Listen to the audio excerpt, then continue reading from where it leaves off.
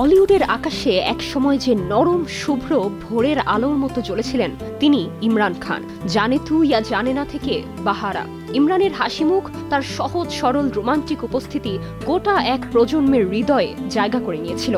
পর্দায় তার উপস্থিতি ছিল এক অদ্ভুত মোহের মতো, যা অনায়াসেই তাকে অন্যদের থেকে আলাদা করত। কিন্তু হঠাৎই কোথায় যেন হারিয়ে গেল সে আলো। দীর্ঘ এক দশক নিঃশব্দে আড়ালে থাকার পর অবশেষে সেই আলো আবার ফিরছে।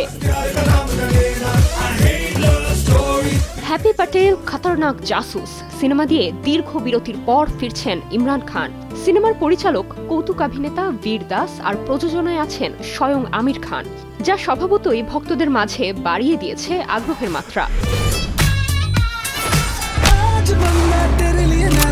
সম্প্রতি প্রকাশিত অ্যানাউন্সমেন্ট ভিডিওতেই দেখা যায় ইমরানের উপস্থিতি খুবই সংক্ষিপ্ত, কিন্তু নিঃসন্দেহে যথেষ্ট আলোড়ন তোলার মতো। 2015 সালের কাট্টি বাট্টির পর এটাই তার প্রথম অনস্ক্রিন উপস্থিতি। স্পাই কমেডি ঘরানার এই সিনেমাতে ইমরান ছাড়াও থাকছেন মোনা সিং, মিথিলা পালকার, শরীফ হাশমি সহ আরও অনেকে। সিনেমাটি মুক্তি পাবে আগামী 16 জানুয়ারি 2026-এ। Nirjana Nusrat, Star news.